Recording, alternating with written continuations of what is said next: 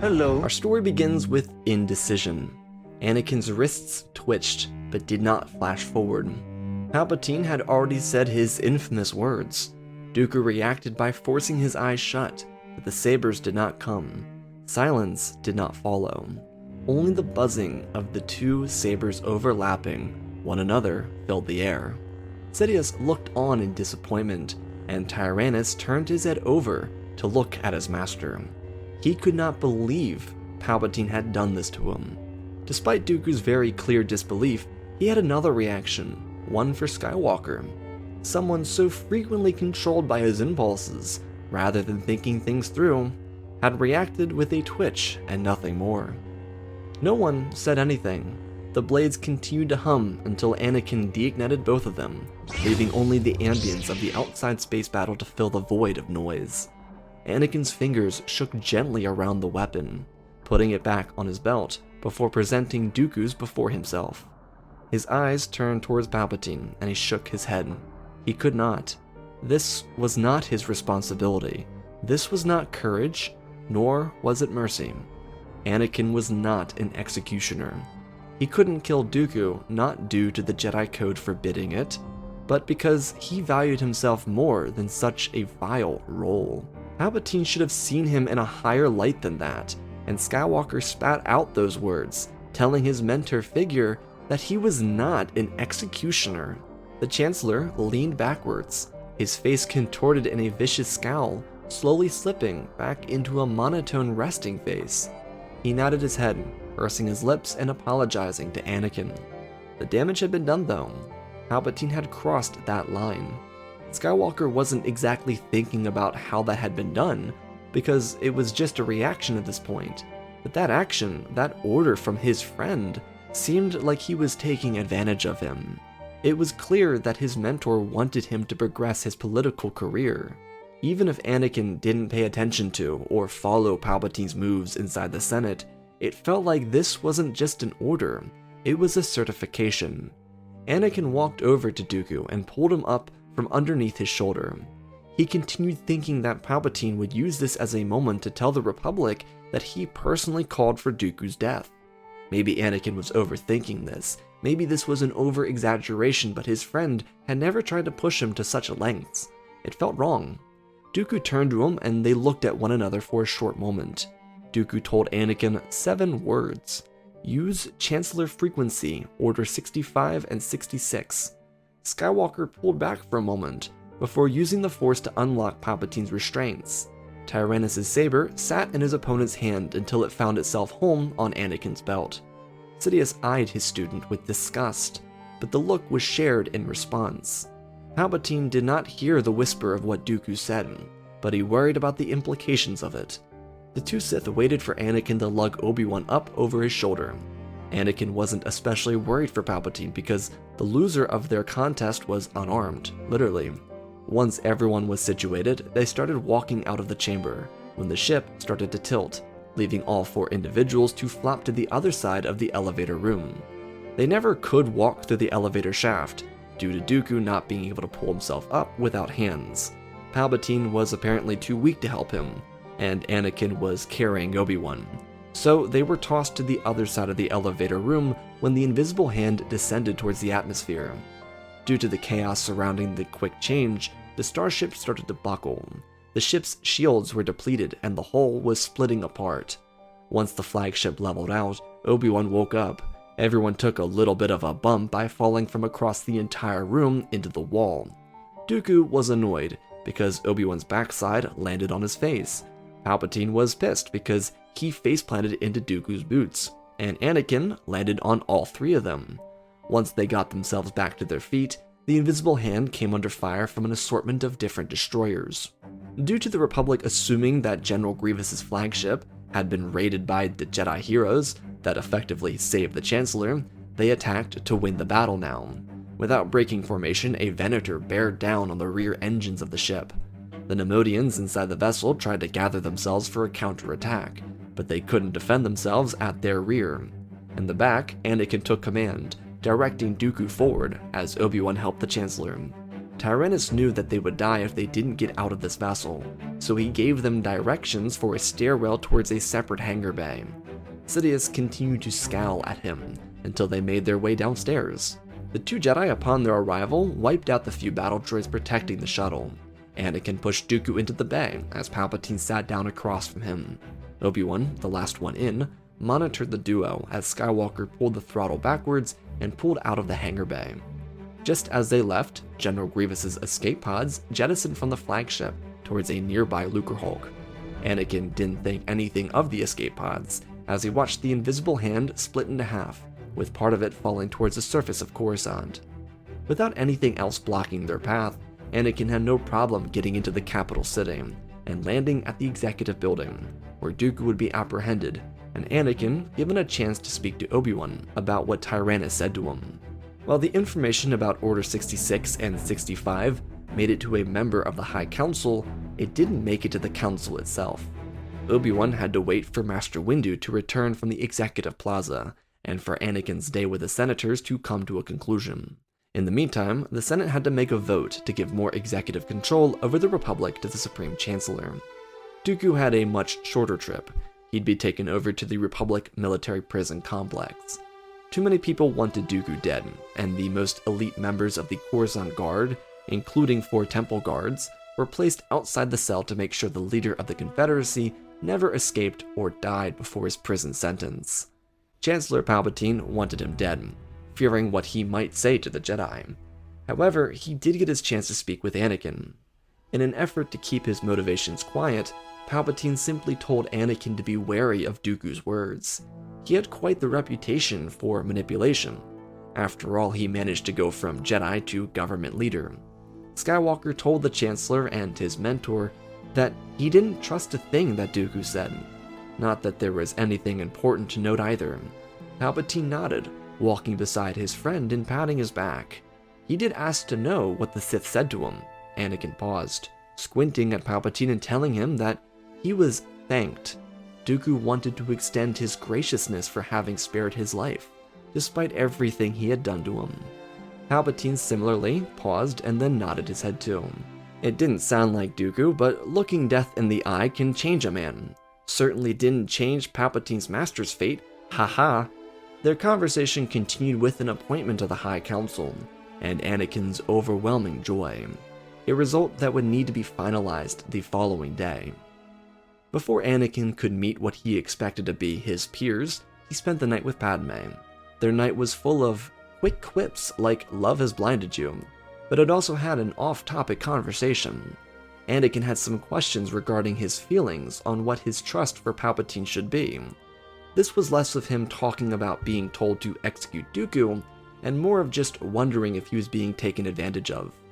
Padme knew Sheev quite well, being that he was one of her first instructors before she joined the Senate.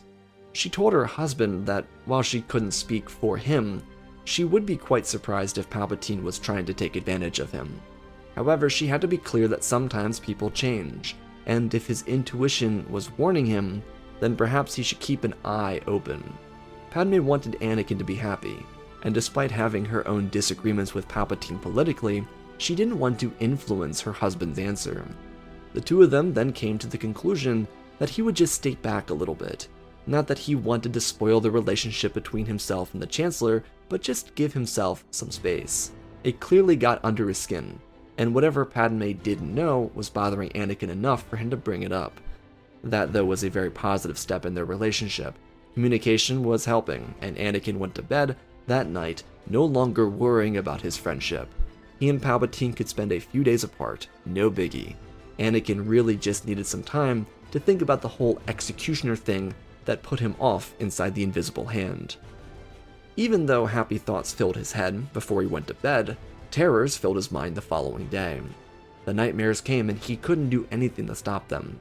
Skywalker didn't get the answers he wanted from the Grand Master, and was left to return to the Council chambers. First, he'd be made a member of the Council, yet there would also be another change.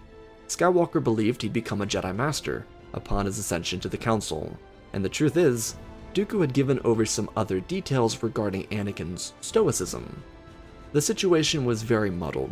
The Jedi Council knew that Dooku had given over some key details about a potential execution, and the truth is, the Jedi had to choose between Dooku's story and whatever Palpatine came up with. Yoda considered asking Anakin about the situation of being an executioner, but he feared that the conversation could bring up unnecessary tension. Thus, the Council decided to give Anakin the rank of Master. It also would come with his secretive mission to spy on the Chancellor. It also should be said that Dooku went out of his way to not mention anything about the Sith and Palpatine's relation. This wasn't just his way of getting back, but a way of separating Anakin from the Chancellor.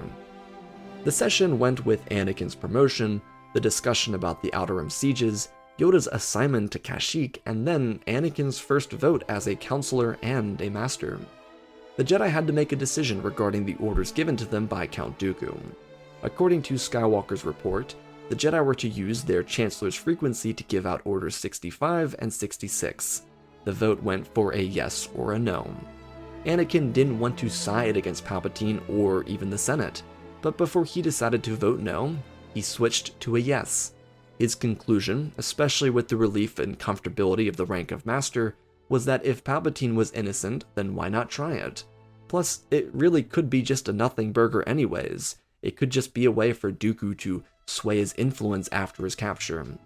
Anyways, Anakin was much more interested and concerned with how the Council would be able to manipulate the Chancellor's communication frequency, and how Dooku already knew that, but that could come later. The vote went almost perfectly in favor of using Orders 65 and 66 to experiment with what the executive orders were. It was simple curiosity and potential desperation for the group of elders. Despite the session being dismissed so Obi-Wan could inform Anakin about his secret mission, the counselors who remained behind moved straight for the communication room inside the temple. Anakin and his master, on the other hand, booked it straight for the Jedi archives. Skywalker was antsy to get his hands on information that might help him bring an end to his nightmares and help Padme survive her potentially deadly pregnancy. He was rushing through corridors, forcing Obi-Wan to speed behind him, as he tried to keep pace and quietly explain his mission. But the problem is, the archives were at the heart of the temple. There were dozens of younglings, students, teachers, and monks that surrounded them the deeper they went. At the same time, as Kenobi struggled to reveal the assignment given by the Council, the other members of that same Council contacted Republic High Command. They used a frequency that looked as if it came from the Chancellor's office, something that their techie Jedi had to come up with once they started to distrust Palpatine. This would mock his personal frequency to make it appear as if it came directly from him, rather than someone else like themselves. A hooded Jedi, using a modified voice, spoke through the hologram and executed Order 65 and 66. Silence echoed through the communication, before a clone commander on the other side said, "It will be done, my lord." The transmission cut, and the Jedi quickly looked to one another, questioning what they had just done. That reaction from the clone was very confusing. The clone had been quite responsive when the communication opened up, but those words transformed him into a silent voice, someone burdened by what he had been ordered to do. At least it seemed as such. This put the Council on edge because it was true. The executive branch had mysterious orders that they did not know about. Had Anakin been with the counselors when they did this, he may have recognized the tonal difference in the voice that was shared between the commander and Din Tup, but he was busy getting into the restricted section with Jocasta Nu. Again, as a result, Obi-Wan had to hold off from the mission statement. She was busy telling Kenobi's student about the restricted section and how it worked, how long holocrons could be borrowed for, and how to access information if she or any of her aides weren't around. All of this was quite fascinating to Anakin, and Kenobi took a moment to appreciate Skywalker's first time inside this section of the archives. Well, outside the temple, multiple battles were changing. Jedi were turned on by their clone allies and executed. Thanks to supporting the Bad Batch on Kaller, Tech, Wrecker, and Hunter were able to protect Caleb Dume. His master, on the other hand, not so lucky. Ki-Adi-Mundi on Megiddo was awoken from his sleep by Commander Baccarat, who murdered him. Plo Koon fought against his own men, using electric judgment to protect himself, but eventually falling. The battles were going terribly wrong for the Jedi, but not the clones. Dooku inside the Republic prison complex smiled with anticipation as he felt the swift change in the Force. His former master, across the city, rose from his chair. He could feel the pressure of light falling into darkness. Sidious could not believe it. Dooku had given the Jedi the access codes to destroy themselves. It was brilliant, until of course Commander Fox and his armed shock troopers walked through his door. He was in violation of Executive Order 65 and therefore a traitor of the Republic. Sidious smiled to himself. Tyrannus was a fool for doing this. Fox and his men died almost instantly, as Senate commandos quickly formed a protective line around the Supreme Chancellor. Blaster fire filled the corridors of the executive structure. Some representatives were killed in the firefight, leaving the building to go into emergency shutdown. A distress signal from a commando unit contacted the Jedi Temple, but it was already too late. With 4 major clone divisions currently on Coruscant, the fate of the capital remained unknown. Half of the 501st and the full power of the Coruscant Guard, 41st Siege Battalion, and 212th were all on the capital planet. Commander Fox's boys were surrounding the executive building, killing anyone who came into their sight with armed resistance. The Senate commandos were not prepared enough for these clones, despite the Guard never seeing actual Clone War conflict. Fox's death was a harsh blow to morale, temporarily, but other members of the shock trooper unit took up the mantle of leadership and called for an all-out strike on the building. This came with LAATs peppering Palpatine's office with missiles, and the Chancellor rushing deeper into the domed building. On the other side of the city, Anakin, who was in the middle of his deep dive with Jocasta and Obi-Wan, felt the temple reverberate. Temple guards rushed out of the archives with Grand Inquisitor trying to get in front of them, assuming that this was the moment he was told to be ready for. Quickly though, he'd be disarmed by Skywalker and Kenobi, who rushed from the restricted section. In the Great Hall, men of 3 different battalions opened fire on unsuspecting younglings. Due to this attack coming in the middle of the day, the temple was vibrant with life, until that very life was taken from their bodies. Anakin and Obi-Wan tried to figure out what was happening, as the assortment of counselors inside the temple readied themselves for battle. Masters Windu, Yoda, Fisto, Tin, Kolar, Kaj, and T rushed in from different sides to stop the assault. Skywalker and Kenobi were right behind them, swinging their sabers into a defensive perimeter. Without someone to kill the battle master in the initial assault, Syndrala got his students out of harm's way, and began activating interior defenses for the ancient structure. Traps had been laid inside the temple, following the sacking of Coruscant thousands of years before, and they were all switched on. Explosives lined the floors where the clones stood, killing nearly thousands of them in one explosive blast. Because the counselors and battle master were able to form a perimeter, mostly by knocking over pillars and destroying stairs, the clones were forced into a kill box. The strategy of taking out a Jedi by surrounding them with 3 or 4 clones wasn't possible, because every time a clone tried to climb one of these fallen pillars, they'd be cut to pieces. Anakin tried to reason with his own men before getting shot in the shoulder. The worst part is, he wasn't shot because of Order 66. It was a complete misfire by a clone aiming for Master Fisto. Skywalker was not badly wounded by the shot because it was just a flesh wound on the side of his shoulder, chipping off a little bit of skin. It did, though, give him a chance to see that not even his own men could be reasoned with. But there remained a problem for the Jedi. The Siege Battalion was present, so even with thousands of dead clones lining up the Great Hall, there were other assaults coming from various sides of the temple. Through the hangar bay, a squad of elite troopers in each division piled through, led by Commander Cody. The volunteers and paid workers that maintained the temple were executed on site, with the few Jedi blocking off the exit. Yoda divided up the members of the council so they could collectively focus on different sections. It'd be impossible for them to survive this assault with all of them here inside the Great Hall. LAATs, just like with the executive structures, were surrounding the temple and firing on it from afar. They ripped through the exterior lining, but never did enough damage to break through. With the council dividing up, the defense line of the Jedi Temple became even thinner. Across the galaxy, on Utapau, General Grievous received multiple reports. He had been told to send the Separatist Council to Mustafar, but decided against that. They'd be coming with him to Coruscant. He already knew, thanks in part to Lord Sidious's briefing, that Dooku had been apprehended by the Coruscant Guard inside a military prison complex.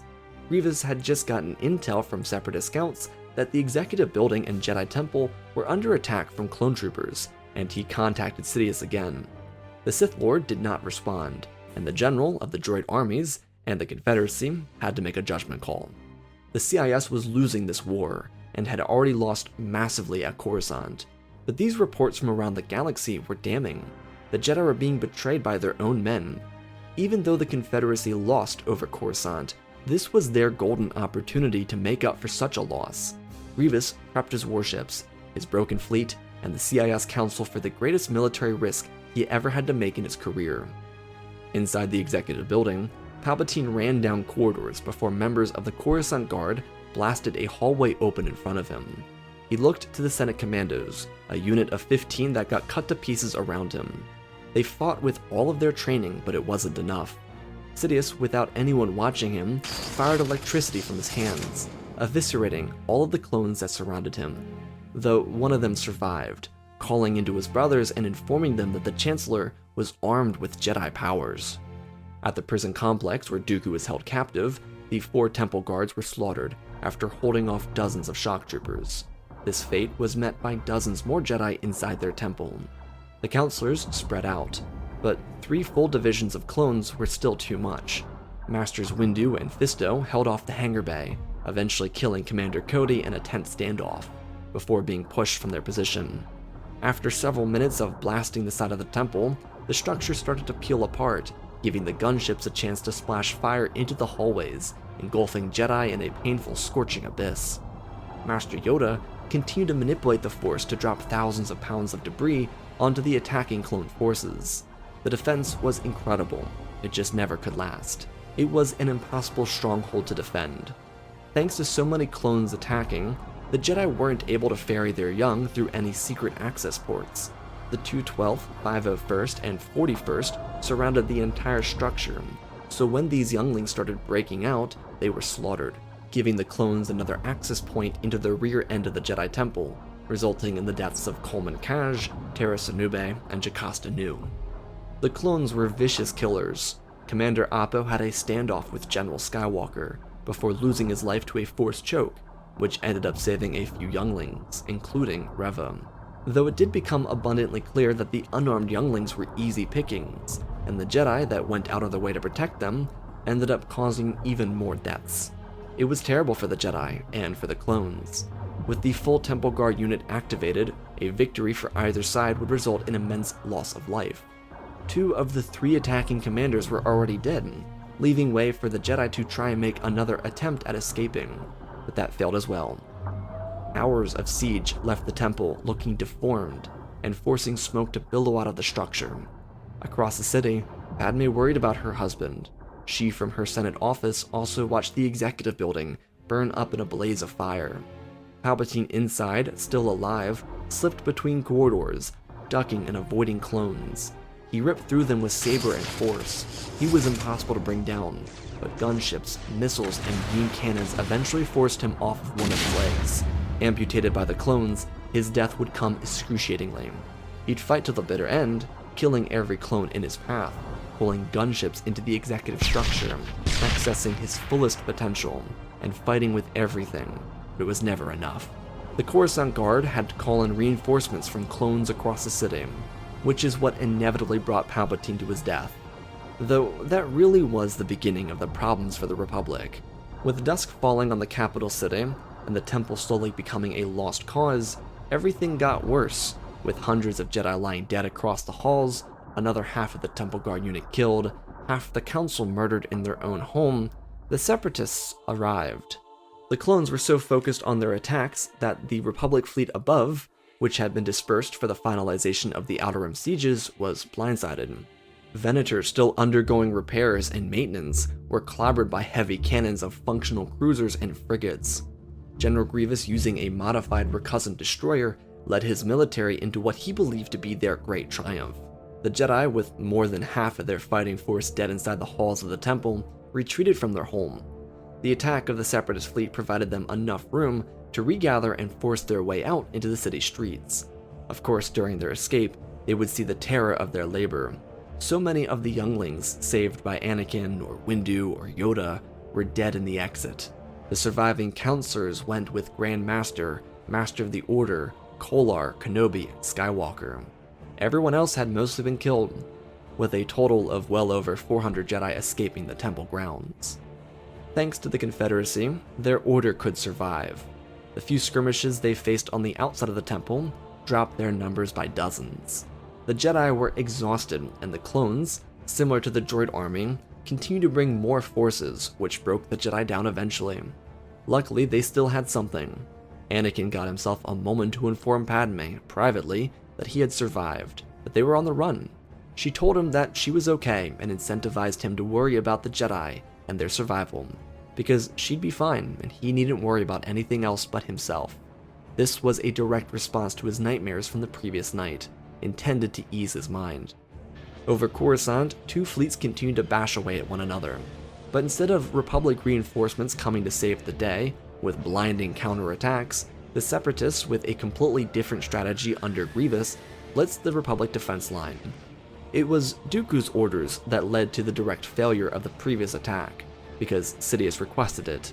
Now with Grievous properly leading the way, he was able to manage a total triumph over the Republic fleet, mostly because he rushed them. Unfortunately, a majority of the Separatist ground force did not survive the previous attack, so the fleet pushed for the capital city. Grievous demanded an all-out surrender, but the clones refused, sending gunships and fighters into the air to destroy the droid general. Inversely, Senator Amidala's district came under direct fire. If it were not for Jar Jar Binks and his representative vessel, Padme would have been killed. The Silver Starship pulled through the industrial sector before retreating from the planet. Padme again sent a transmission, informing her husband that she had survived and would be okay, thanks to Jar Jar getting her off the planet. She felt bad for leaving Anakin behind, but she couldn't do anything about that. He was with the Jedi, hiding wherever they were, and it'd be worse to pick up a few survivors while leaving the rest to die on Coruscant. Padme wouldn't be in the city to see it, but the capital and its leadership fell under the control of General Grievous. Dooku would be freed, Order 66 both a success and a failure, and the Republic left to determine its place in the war now. It was kind of a weird checkmate. By Grievous abandoning Utapau, and thus the Outer Rim entirely, the Republic was technically poised to win the war. They were simply now without their capital. The Jedi weren't going to be a problem, and the only real remaining threat in the core had to come from the other core systems. So Grievous and Dooku had some odd choices to make. Raxus wasn't undefended, but it wouldn't last forever, and the only real leverage the Separatists had was their ability to murder 3 trillion people and execute all of Republic leadership. However, all that leverage would come to an end once they killed them off. There was a plus side that Dooku knew about too. The clones, with the executive orders activated, would go into a sort of drone mode. It was created to last for a couple of months, where the free thinking of the clone army would be taken from it. It was like a factory reset for the clones. They were still talented and trained killers, but most of their experience and triumph through war, which came from outside-the-box thinking, would be impossible to come by now. The Separatists technically won the war by seizing the capital, but the Republic also technically won the war by winning all the battles. The one downside to Grievous's decision to bring the Separatist Council with him to Coruscant is that no one could go to Mustafar and activate the reserve fleet and military. As Grievous said to Tyrannus, he only brought them because if he needed leverage, he would use them for it. It made Dooku laugh because they were pretty much cannon fodder to him too, but they also kind of needed them to be anything more than that right now.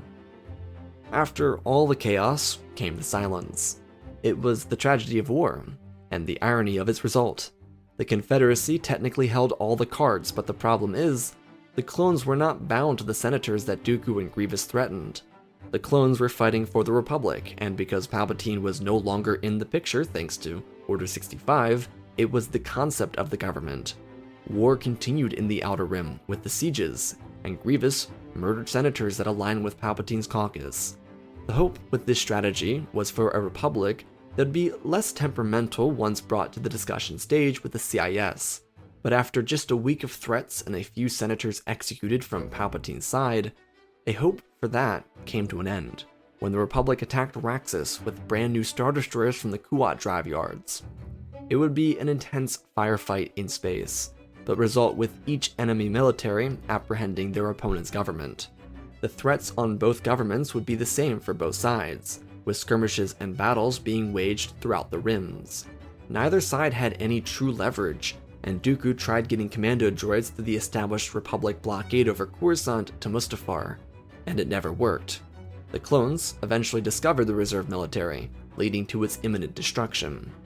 That led to nothing but continuous bickering over holograms, ironically. Dooku and Grievous decided at a certain point, following the fall of Raxus, to make this all about themselves. Discussions were held, arguments followed, people got angry, and then they were forced to start again. Because the war had ravaged through the galaxy, and the leaders of both governments were killed by their opposing armies or captured, the talks became freedom for Dooku and Grievous exclusively, no one else. Tyrannus tried to save the galaxy and instead made it 10 times worse than it ever could have been. Trillions of lives, generations of trauma, and decades of reconstruction were on his hands. Well, not literally because he didn't have them, but still, he felt terrible. He had failed the galaxy, and now he just wished to remain at peace. Grievous didn't want to give up, but they really had no other choice. They had their military over Coruscant, which constantly threatened the trillions of lives, and the Republic wasn't going to attack them because of that. The Republic had enough resources to blockade them and continue fighting the war in the Outer Rim, but that didn't really change anything. After the first Battle of Coruscant, it was really just a matter of time until the Separatists crumbled, and that was now 4 months after Orders 65 and 66. Dooku and Grievous, as a result of their holdout, were given pardons, but forced to live on a small moon with a resort. It wasn't exactly punishment, but it forced them from the public eye, allowing the reforming governments of Republic, Confederacy, and Neutral Coalition to say that the warmongers were gone. The Jedi were removed from the clone hit list, and the people wondered where they may have actually gone. It would become part of an urban legend surrounding the Clone War, that being the fate of the Jedi Order, a sect of magical sages that manipulated the very air, all disappearing overnight. That last night that Skywalker talked to Padme was the last time people ever saw the Jedi, mostly due to the attack of the Separatists and the blockade over Coruscant. Anakin would help his peers off of the capital world and to their new homeworld inside the Lothal system. He'd stay around to watch over the young and guide Ahsoka to them, before disappearing and reuniting with Padme, who had already long since given birth to Luke and Leia. Their relationship would pick up from there. Master Skywalker was no more. The torture of what Order 66 brought him mentally kept him away from the Jedi. He felt like a failure, and the sheer amount of trauma from the PTSD of Order 66 left him unable to be around the Jedi ever again. He would still maintain relationships with Obi-Wan, Ahsoka, and Yoda, but never go to visit them. He instead would focus on his family. Padme would do the same, removing herself from the newly forming government. Dooku would never see it, and that was his penance, but in the decades following the Clone Wars, the new system, born from chaos, would be stronger than the Republic ever could be. Having learned from war, loss, and terror, the new government sought to right the wrongs of past generations. However, it should be said that thanks to Dooku and Grievous, the least agreeable of the Old Republic, those being Palpatine loyalists, were dead, leaving individuals that championed compromise and resolution as the figureheads of a new body. The Jedi may have been traumatized and may have faded into urban legend, but their presence would continue to change lives. They would start small, with their order of only 500 or so, that being survivors from all around the galaxy gathered on Lothal. They would never politicize themselves ever again, and remain a part of that urban legend, the unsung heroes of the Reconstruction era in the footnotes of galactic history. And that, my friends, is my chaotic neutral story. Special thanks to the patrons for supporting the channel. Smash that like button. Let's talk about this devastating story. I really wanted to go with a pathway that felt natural for Anakin. I didn't want him to do like, ooh, it's not the Jedi way, I can't do it. I actually wanted him to be like kind of genuinely offended that Palpatine went the route of trying to make him an executioner.